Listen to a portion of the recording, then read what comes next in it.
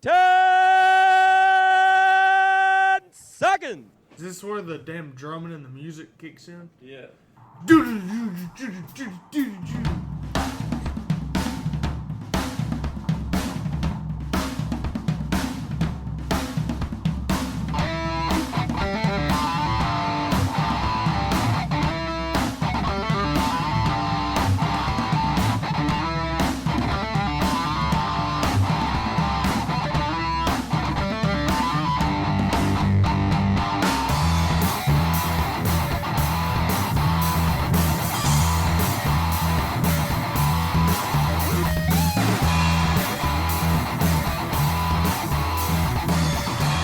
Welcome, everybody, once again to another episode of On the Pipe Podcast. This is OTP Tuesdays.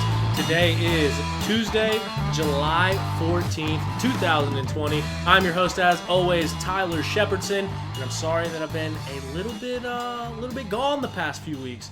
Had a lot going on. I know I say that. I know I sound like a broken record. I know you guys are tired of hearing it, but I know the number one question on your minds right now watching this is that a Honda CT70 in his kitchen?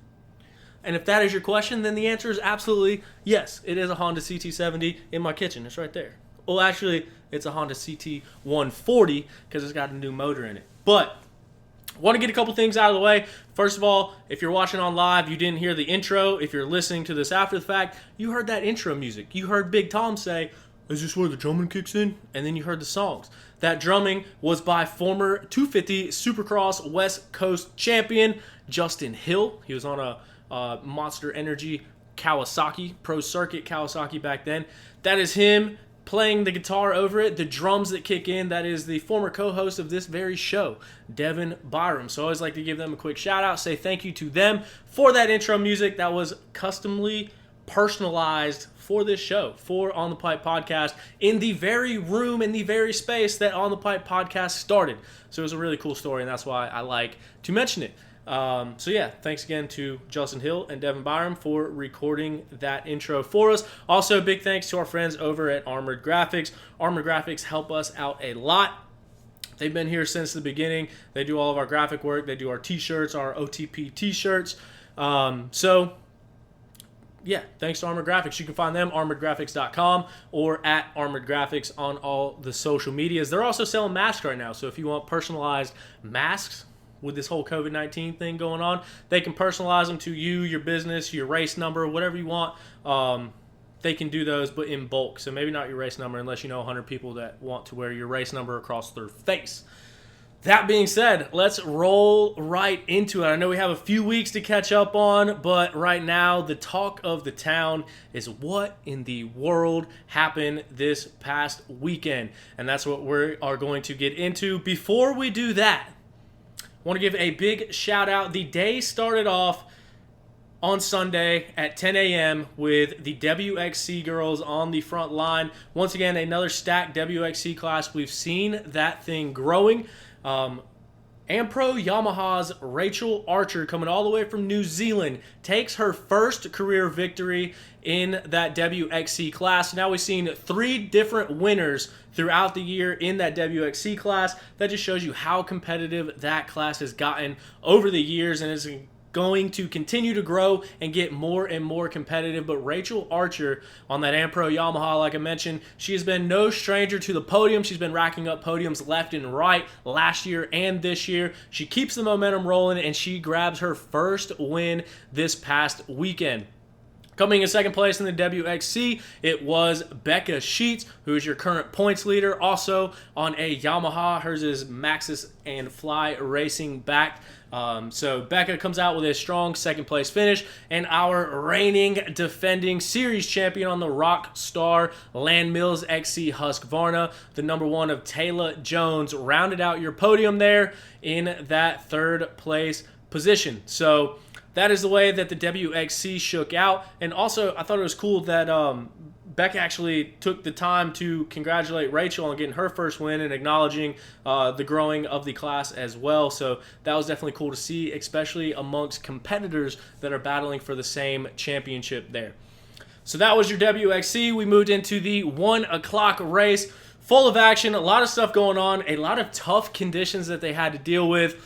Last year, we raced at High Voltage, but then we were also right down the road from there at the Mason-Dixon, where we saw a dust race similar to what we saw this past weekend as far as the powder berms, as far as the silt, and as far as the bike problems. We've seen this all before. We saw it all again this past weekend.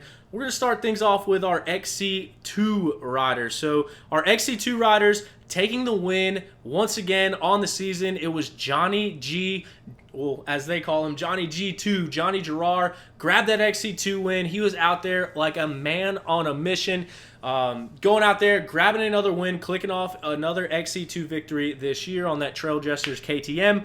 Coming in second place, battling right behind Johnny G on a Rockstar Husqvarna, it was Craig DeLong. And really all three of our top guys, they are all in contention for that championship. So Craig mixing up, battling for that championship as well. And then also on an Ampro Yamaha in third place, it was the 282 of Mike Witkowski. So that is your XC2 podium. It was Johnny G taking the win, Craig DeLong in second, Mike Witkowski in third. That is the way things shook out. Thorne Devlin just off the podium in fourth, and Jonathan Johnson making his way into a top 5 position once again in that XC2 class. Moving on to our FMF XC3 class, it was Jake Froman taking the win. Zach Hayes was your second place rider. Michael DeLosa was in third. So it's really a bummer that they don't get more coverage in that XC3 class. It's hard to keep up with everybody, especially coming from being in the trailer before with the Racer TV crew. It's really hard to keep up with the leaders and keep up with the battles throughout the XC3 and the amateur classes and so on. So it's really a competitive class. There's really a lot of swapping, a lot of racing going on back in there. But the XC3 class, Jake Froman knocking off a win and getting it done just ahead of Zach Hayes in that second place position. And Michael DeLosa was your third place and final podium in that XC3 class. Now, our top amateur, we always post that. We always like to shine a light on the top amateur and what all is going on with them. We've done that over the past 4 years that we have been a podcast. I think that is really important. I mean, that's your next big up-and-comer. This year, it's been made easy on us. It doesn't change each week. 8 times in a row, 8 races in a row, Brody Johnson on a Phoenix Racing Honda. I got to make sure I get that right. A Phoenix Racing Honda in the 250A class. And he takes his 8th straight win in a row. 8th straight win in 250A. 8th straight top amateur. Absolutely insane what Brody Johnson is doing. Brody Johnson has been out of the local races, the Mid-East Hare Scrambles, knocking off pro overall wins out there, and then backing it up at the Nationals, going 8 in a row. In case you guys do or do not know, 9 races is all you need for a championship. So he's pretty much got it locked up at this point. Next race, if he's able to go out there and make it 9 in a row, that will be the 250A championship, just like that. Done and over with, and he's got it wrapped up. So big shout out to Brody Johnson. He's been training with Hi-Fi Coaching, Jacob Fetty. We've had Brody Johnson and Jonathan Johnson on the show this year already, and they mentioned how much of a difference maker their program has been this year with Jacob Fetty, helping them out. He's got a podcast too if you want to learn about some coaching techniques and what they are doing to see the results that they're seeing. I believe it's the Hi-Fi Coaching podcast, but here we go. Thought you had the COVID. No, I did not have the COVID, but Bradley, yes. I do have to get up early for work, and yes, I am going to be tired, and no, I'm not going to get 7 hours of sleep. The news of the weekend, and I've gone back and forth about this. It is in a roundabout way consumed my life since Sunday, in the fact that I've been messaging people have been messaging me, there's been stuff being said online, there's rumors going around, there's all sorts of stuff going on in what was the weirdest ending to a GNCC that I personally have ever seen. I can't think of a time where there's been a weirder ending to a GNCC, and that is what we saw this weekend. So our XC1 class, the winner on paper was Kailub Russell, getting it done once again, grabbing the win, extending his points lead. his teammate, Josh Toth, also on a factory KTM. Both of them guys are on that Red Bull FMF factory KTM. Toth gets second place, and then battling it out with the third KTM rider was Josh Strang, who puts that Kawasaki on the podium, making it a perfect season so far as the podium is concerned. He has not missed the podium yet. He clicked off a win a few rounds ago.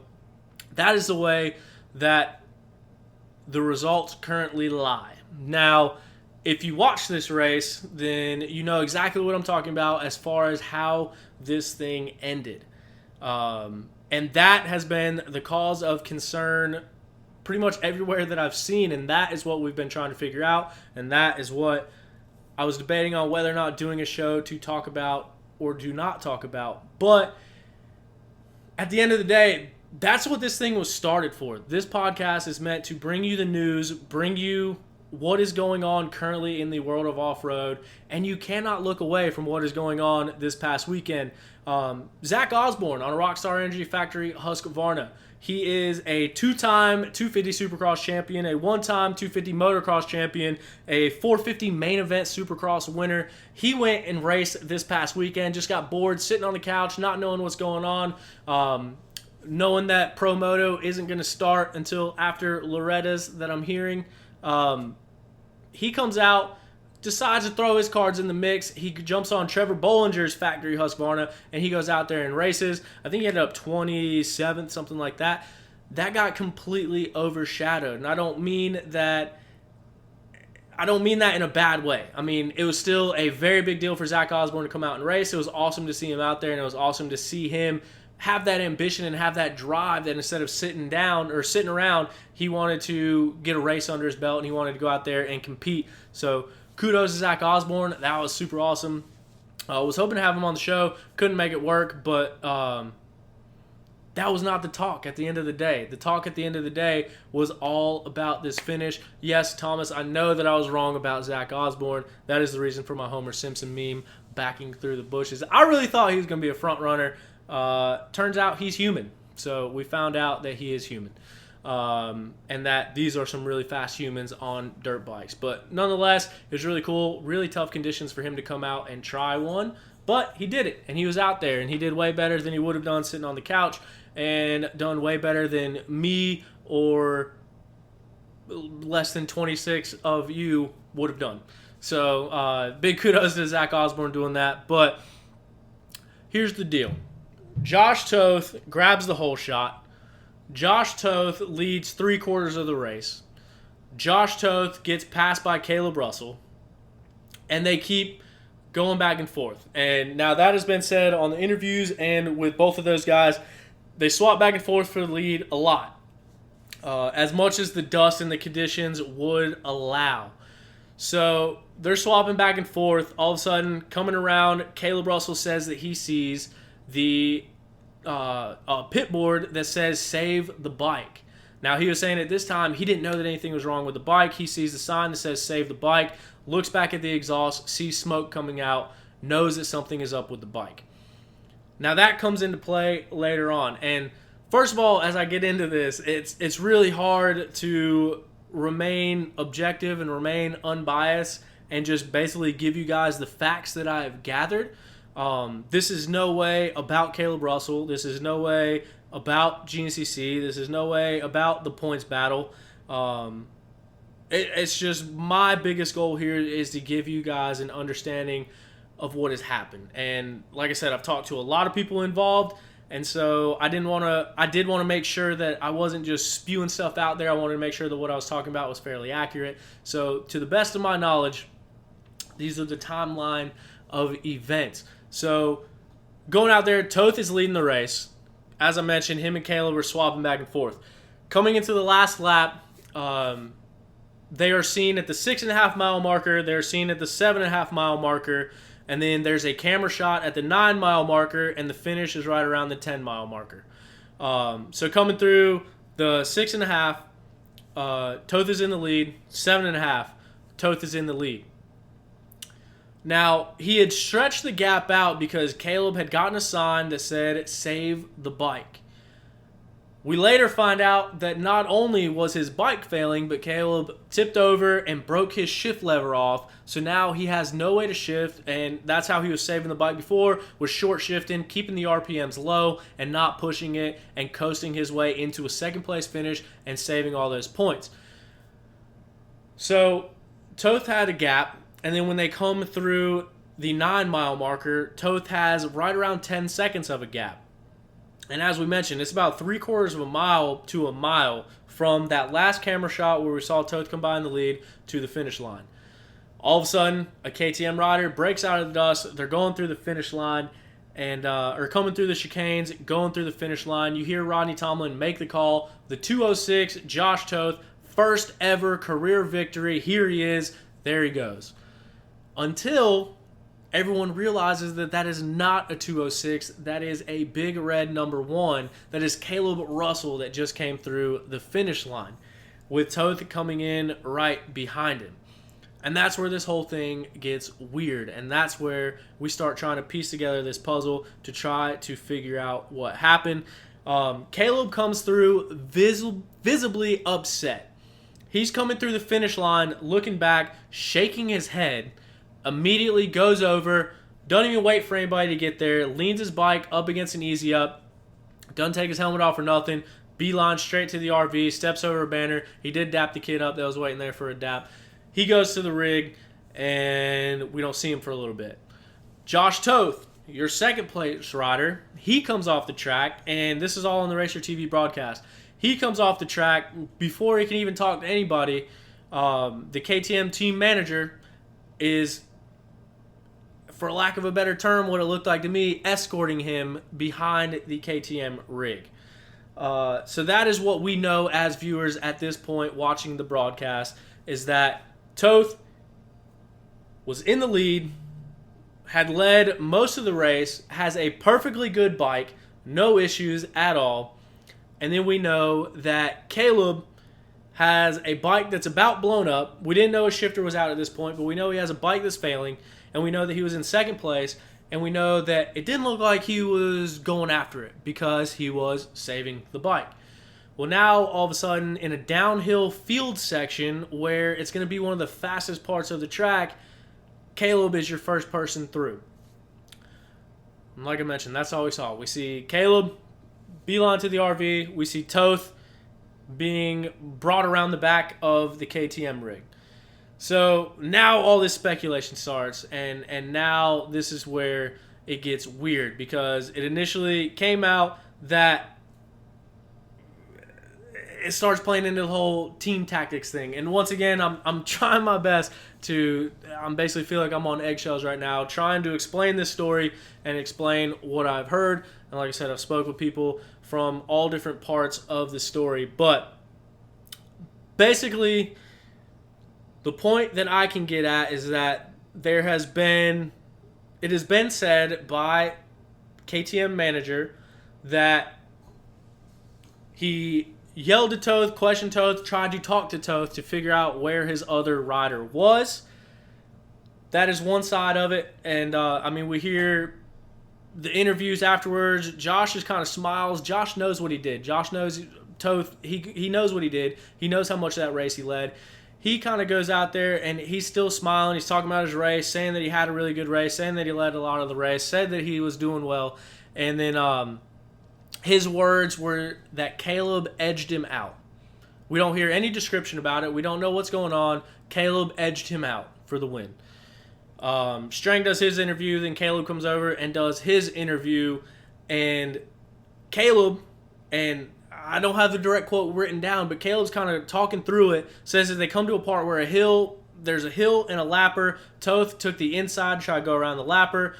Kailub, knowing that he's at the top of a hill or it's all downhill to the finish line, he says that he just goes for it on the outside, past the lapper, makes the pass, and then the next words out of his mouth, he said, I don't know. I don't know. That's what he said. Taking the win, said, I don't know. So then that's where this whole thing comes in. Since then, there have been, that I know of, 2 riders and 1 other team member that have physically said that they saw Toth stopped in the woods by the KTM team manager. And once again, I am just the messenger. Don't shoot the messenger. I have talked to these people, and this is what I'm hearing. So, stopped in the woods. Are you sure? Did you see him stop? Physically stopped. Yes, he was physically stopped in the woods. Now, of course, no one, and it's worth noting, no one has said that they saw where Kailub went by, but they have said that Toth was stopped in the woods and being talked to and visibly upset, visibly frustrated. Toth didn't have on goggles at the time. You can see his face, see his facial expressions. You see him stopped in the woods, and that's it. So then that gap, this all happened before that last camera shot, which was at the 9-mile mark. So then when they come through the 9-mile mark, that gap is only 10 seconds, like I mentioned, right around 10 seconds. So you would think with a blown-up bike or a bike that is smoking and trying to save the bike, and then also with a shifter that is broken off, it's going to be hard to chase down someone that's been leading the whole race on a bike that is perfectly fine, there's no issues with, there's no problem with. But that's how it all played out. And now I'm kind of getting all backwards and trying to stay on it, because at the end of the day, that is the story that we're hearing. It's been brought to the attention of officials.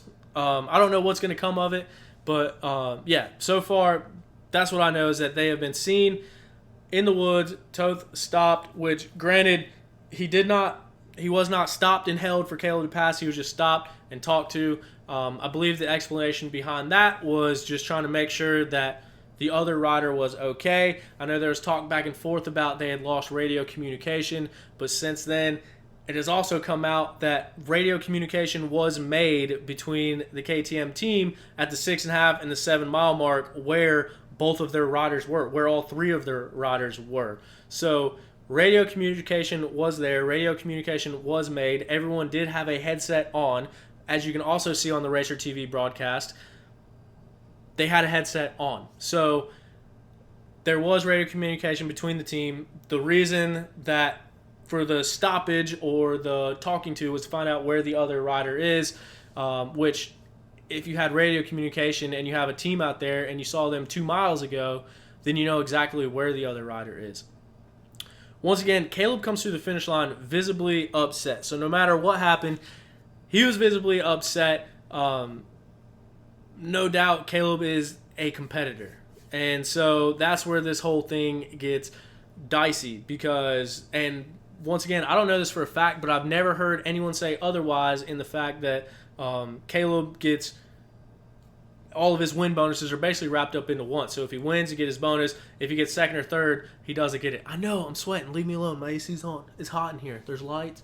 Anyway, so it was also said, Kailub said in his interview, that it's not fun to gamble with his livelihood. He mentioned that he thought he needed an air filter change because of what happened at the Mason-Dixon race last year. And he said that air filter was not changed, which, reading through an article with Kailub and Jason Wygant that Racer X posted, apparently they made a modification to the air filter, and the team thought that would get them through it, so they didn't think that there was a need to change the air filter, even going farther than that and saying that they risk getting dust in the air boot had they taken the air filter off. But yeah, so that's where it comes in at. And I agree, KTM is the premier team in this sport. They're the premier team in off-road, and I fully believe they absolutely know where their riders are at all times, especially a 7-time defending series champion. I think people know where he's at. But nevertheless, this is the situation that we are in, and I know that, like I said, communication has been made to race officials on behalf of several other people, people directly affected and directly involved in the situation, and also people that were not directly involved in it, but they were witnesses to it. So what comes of this, no one knows. I know that there has not been a ruling. There really hasn't been a comment that I've known of, but it's going to be interesting to see what comes of this, because once again, I'm not accusing anybody of anything. All I know is what I've heard from people that directly saw it. So, I mean, those people could all be lying, or those people could all be telling the truth. But the GNCC rules clearly state, and I say clearly, but they do state, let me pull it up and read it word for word. In their pro rules, section 10, team tactics are prohibited and include, but are not limited to, altering the race course, making the race or marking the race course, blocking course lines, blocking riders, allowing another rider to pass in order to affect the outcome of the race. That is, I think that's the one in question. Allowing another rider to pass in order to affect the outcome of the race, or exchanging machines in order for another rider to continue the race. And then it says, riders, team members, or spectators involved will be penalized, including but not limited to disqualification, removal, and suspension from GNCC. So that is where everything gets dicey, because at the end of the day, they were in the middle of the woods. There are witnesses, but there is no proof of anything. And I think the best way to describe it is if something like this did happen, and whether he might have been held to physically wait until the pass was made, or if he was even just held to allow that time to be made up. I think that all falls in the same category. I think that all falls into knowing exactly what you're doing, knowing exactly what is happening. And I think the worst part about this is for Josh Toth. Josh Toth was an XC2 champion who got signed to that KTM team and has been with them ever since. Josh Toth watched friend and roommate Ben Kelly get signed to that KTM team and win an XC2 championship as well the same year that Josh was in it. And then also Ben won a second XC2 championship, moved up, and won 2 overall races at the end of last year. And Toth has been through a lot. Toth broke his leg.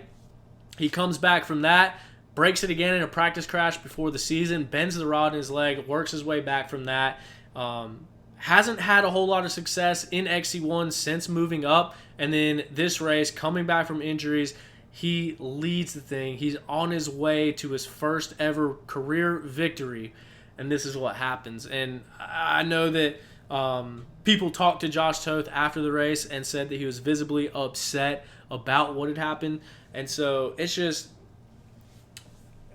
not looking good, because if that didn't happen and they weren't stopped, then it makes no sense. Have you ever seen somebody win a race or win anything in life and be mad about it? And once again, this is not... I've been the number one person to stick up for Kailub Russell. Kailub Russell has a stigma because of the name on the back of his jersey. I've been doing Shep Shot since 2016. I've been doing this podcast for 3.5 years. It'll be 4 years coming up. You can look back at all my social media accounts. You can look back at Shep Shots. You can look back at OTP. I've been the first one to defend Kailub Russell, and I've been the first one to get made fun of for being such a big Kailub Russell fan. This has nothing to do with Kailub Russell. Kailub Russell did not have communication with anyone during the race.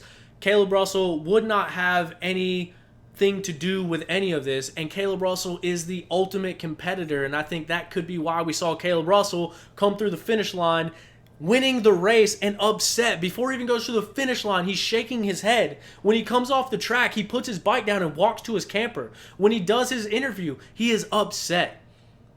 People that win races do not get upset when they win races. And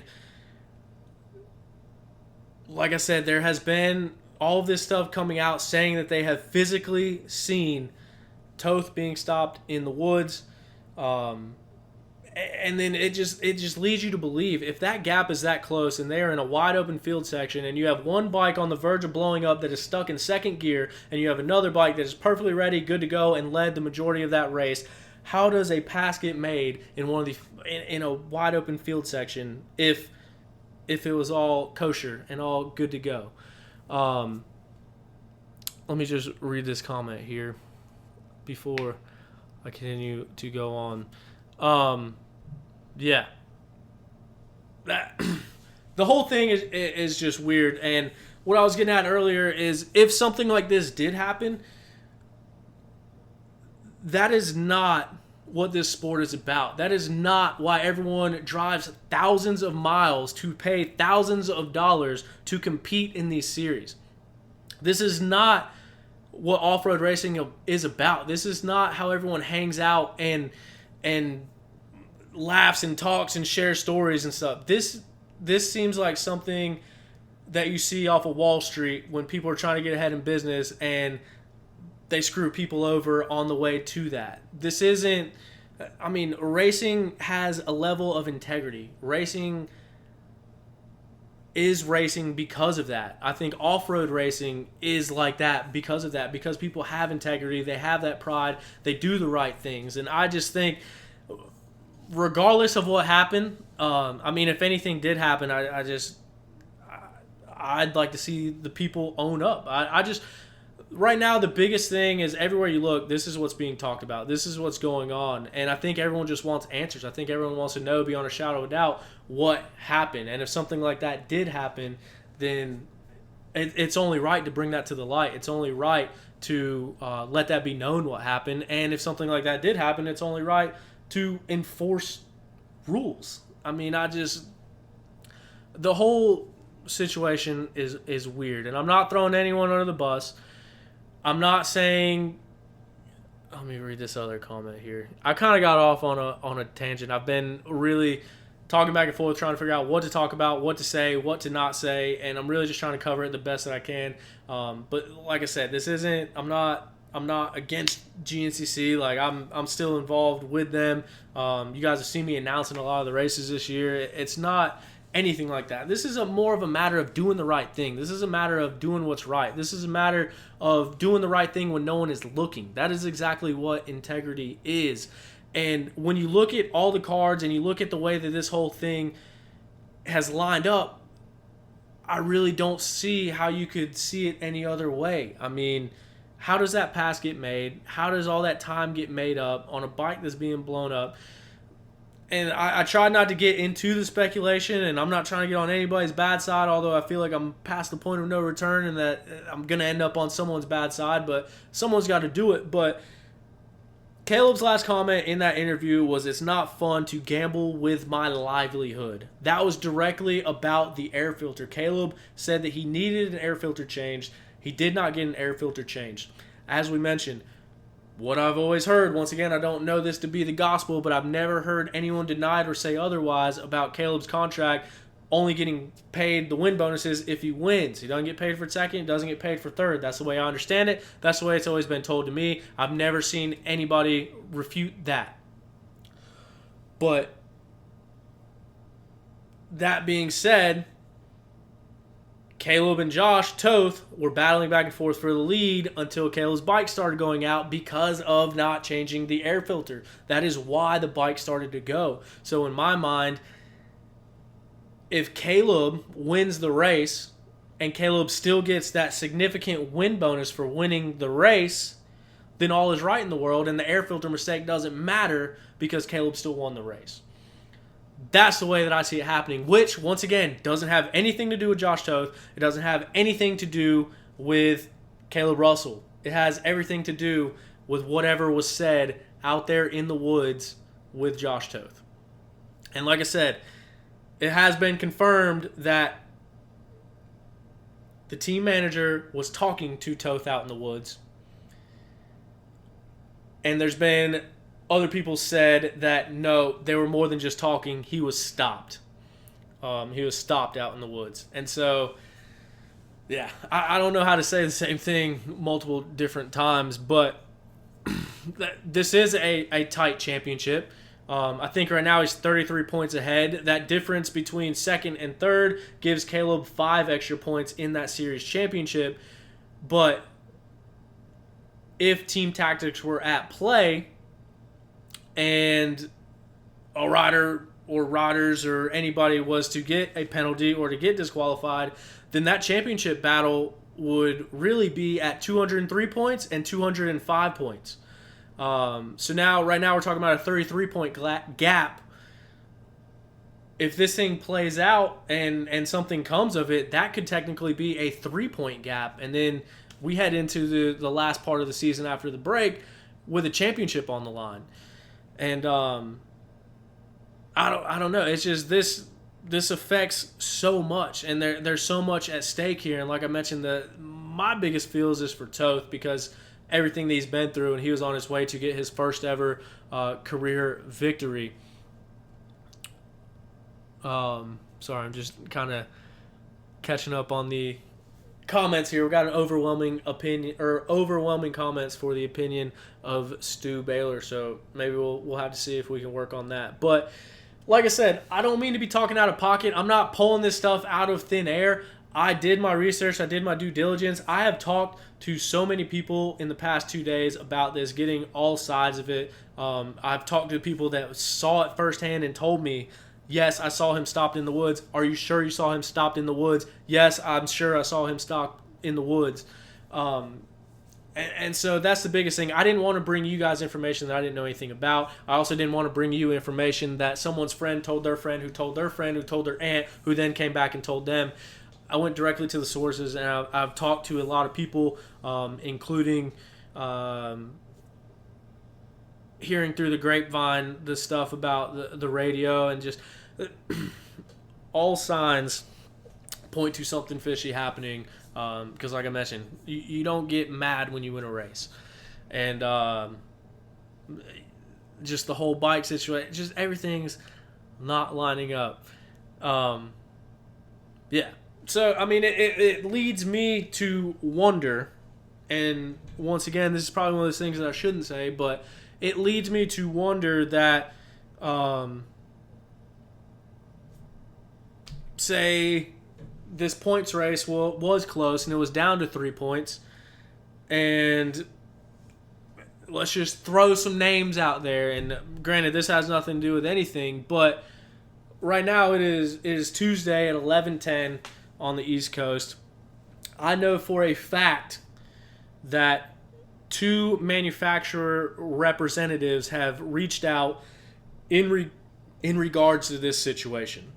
My whole thing is, I would just like to think that this thing is being handled and investigated the same way as it would, let's say, if Jordan Ashburn was leading the race and all of a sudden within a half mile Josh Strang got the win, to create a points gap because Strang is the other one involved in that championship. Would this be handled differently? Would this be settled already by now at 11 o'clock on a Tuesday? And once again, not pointing fingers, not throwing anyone under the bus. I'm just trying to make sure that I'm not trying to make sure of anything, because at the end of the day, I have nothing to do with anything. But it's just it's all weird, and I think everybody wants answers, and I think everybody wants a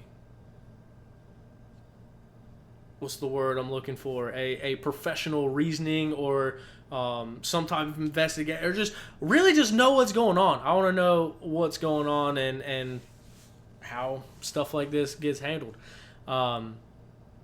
I'm sure I forgot something here. This is where I open up to you guys. I mean, is there anything? I know I kind of went back and forth, and I jumped all over the place, and really just trying to get my brain together here. I should have wrote some stuff down. I should have did some different things, but I didn't. So I know I've been kind of all over the place. Does anybody have any questions? Was there anything I was not clear on? Was there anything that I kind of jumped all around and didn't actually say the point? I mean, I don't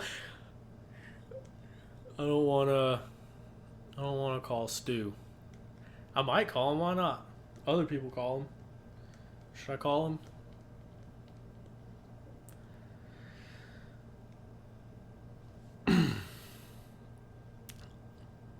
Let's just say, this is a comment here, let's just say, if your rider, being KR, does not win the championship and it was going to cost your paid salary $50K, team manager, blah, blah, blah. Has some strong opinions. Yeah, so Kerry Hawkins definitely had some strong opinions, as you guys can see on the GNCC post. What does Stu have to do with any of it? Why does everyone want to hear from Stu? Stu wasn't even racing. Stu wasn't even racing. I don't know why everybody wants me to call Stu.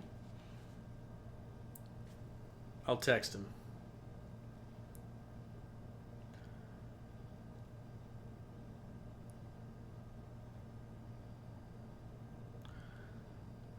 Keep on talking. I need something to answer. Joyce, you missed my whole rant about Brody.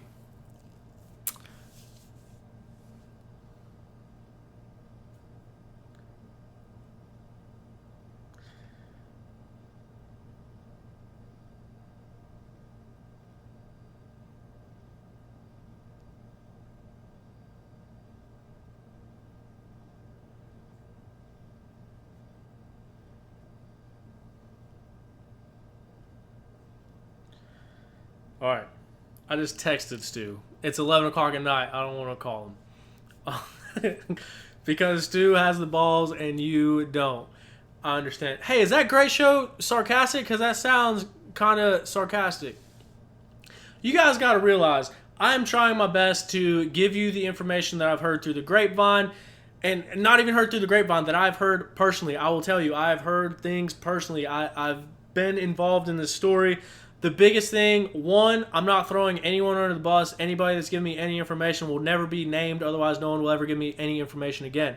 I've told you that I've been involved with riders, with team personnel, with all sorts of people about what has happened. So I have a good understanding of the story. But my biggest thing is I'm not trying to throw anyone under the bus. I'm not trying to make any enemies here. I'm trying to give you guys the facts and try to give you some insight of what's going on. And that's the point of the podcast, and that's why we started this. And I wanted to be able to bring you guys that information, but I got to do so in a way that's not going to get me permanently banned from everything I got going on. Any update on the Stu and Sherko fallout? No. There's a complicated answer. We're going to leave it at no. Anyone else pumped to race the Sprint Enduro? This weekend, there is a Kenda Full Gas Sprint Enduro Series. We got Kenda tires on the chest. It is at a golf course in Beckley, West Virginia. If you have not raced a Sprint Enduro or you have not raced this Sprint Enduro, it is the one to do. It's a lot of fun. You get to ride your dirt bike on a golf course. Yeah, and going to that last comment, I'm not trying to step on anyone's toes. I'm not trying to call anybody out. I mean, there's kind of one person I'm trying to call out, but I like Kailub. Kailub is, and he's not the person I'm trying to call out. It's whoever might have made a decision to alter the outcome of the race. Kailub is a competitor. Kailub is the fastest rider. Kailub is a 7-time champion. Kailub has a mental drive and a higher race IQ than anyone out there. And it's pretty obvious to say that because of what he has done and what he has accomplished. He has the most wins in GNCC history on a bike. He's well on his way to the most ever. He's got 7 straight championships, 7 in a row. He's a 2-time ISDE gold medalist. He is a 2-time Full Gas Sprint Enduro champion. He is at least a 1, maybe a 2-time National Enduro champion. Kailub Russell is the fastest rider wherever he is at. And Kailub Russell would not be upset about making a pass at the end of this race and taking the win. And so that's why this has nothing to do with Kailub. I'm going to see Kailub this weekend at the Sprint Enduro. I hope he's not all pissed at me for even bringing any of this up. I think the biggest thing is people just want to see something done. The whole thing is weird. The whole thing doesn't line up. The whole thing doesn't make sense. And I think that's where everyone is at right now. Here's the deal. I did talk about Rachel Archer. I went on a whole rant about her as well. I'm sweating a lot, man. Quit picking on me. Listen, I'm fat. It's hot. There's lights. I played golf. I was already sweating. Haven't cooled down since then. I texted Stu. He has not answered me. If any of you guys want to call Stu, tell him the situation that's going on and tell him to call me, we will do this. But I'm not going to be the one to call him at 11 o'clock at night. I don't care how many angry faces or laughy faces. I did reach out to Toth. Obviously, Toth has some skin in the game, and he declined to make a comment, which I don't blame him at all, but it also adds to the story and what everyone will think. And once again, has nothing to do with Toth. It's not on Toth's shoulders. Toth didn't make... the whole situation is weird, and that's basically the point that we're at right now. Josh Toth absolutely did ride his ass off, and he in my opinion deserved that win. I mean, it could have been a straight up pass. I mean, everything could have happened straight up, and we could be making a mountain out of a molehill. But unfortunately, with the reactions and with the things that have been said and with the things that have been heard across the board, I don't think that's the case. And I know that, like I said, 2 manufacturers have reached out, and I think they want to know what's going on with it. We all want to know what's going on with it. It doesn't look like we're going to get Stu Baylor on the phone unless one of you guys have called him. But like I said, I'm going in circles now. I don't know what else to say about the situation. If you guys have any questions about any of the stuff that I've said, let me know. Otherwise, I think we're going in circles here. But like I said, there's a full gas sprint enduro this weekend. It is only the second round of this season, so if you have not raced the first one, then you can still get in and compete for a series championship at an AMA regional event. So that's going on in Beckley, West Virginia at the Lost Valley. At the Lost Valley Golf Course and Mud Bog and Moto Track and all sorts of stuff that they do up there. You can catch us this weekend. I will be back on the microphone, so if you were at the first one, we got a lot of messages of whether or not I'll be announcing the second one. I will, in fact, be there, and we will, in fact, be having a good time. They got music, live band playing, which in Coronaville, Corona time, it's good. Get out the house, smell some premix, listen to some music, be around people, cough on your buddy. I'm just kidding. Don't do that part. But it's going to be a good time this weekend. There was another local race this weekend in North Carolina. I forget the name of it. My buddy, good friend of the show, Destruction D, old Destructo, Dustin Simpson on the 927 machine. He grabs his first ever pro overall win. It was actually his first ever overall win because he has never beat the girls at a GNCC morning race. So that just shows you how fast those girls are. But Dustin, big shout out to him. He goes out there and grabs a win this past weekend somewhere. It was a racetrack. I don't know what was going on over there, but he was able to get that win. But yeah, other than that, we'll see how this whole situation develops. We'll see how it all plays out. Like I mentioned, there's a lot at stake because that gap for the championship could go from 33 points to 3 points. And that's a big deal. Especially we're going into summer break. We got 2 months off. If we come back and that gap is 3 points, it's anybody's game at that point. And we've seen Josh Strang riding really well this year. We've seen Kailub Russell ride really well every year. And this is going to be a battle down to the end regardless. But depending on this situation and what comes of it, if anything comes of it, yeah, we'll have to wait and see. But like I said, if this was... let's use Thad and Trevor as an example. Thad has been close to Kailub in the past. Thad has been the one that challenged Kailub the most. If Thad and Kailub were coming down to a points battle and the points could have been this close and Trevor Bollinger was out front and all of a sudden we